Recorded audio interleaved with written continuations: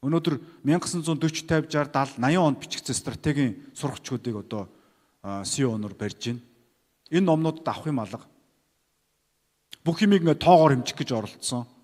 Гэтэл стратеги ухаан гэдэг бол математикаас ингэж хальсан ийм агуу 3 хэмжээст мэдлэг байгаа. 2 хэмжээст ийм цагаан цаасан дээр ингээд одоо сигма квадрат гэдэг ингээд бичих боломжгүй. Ийм урлагийн маягийн, арт маягийн, креатив маягийн ийм ухаан байж байгаа. Тэгэхээр тэрийг одоо нэг Харвардын эрдэмтэн 50 онд ингээд бахан судалгаа хийгээд математикаар x дээр нэмэх нь y тэнцүү z чинь бол зөв менежментийн арга юм байна гэж бичих гэж одоо муухар мугууд орлого хийсэн. Тийм учраас бид нар өнөөдөр хамтдаа дэлхийн сүүлийн 2500 Сүн Зүгийн дайны урлагаас хойш хамгийн агуу стратеги номыг бичнэ. Ерөөсөө л энэ талыг л харах гэж байгаа. Өнөөдрийн бидний Сүбэдэгийн ном та бүгдийн унших. Сүбэдэгийн ном энд хөтөлж байгаа.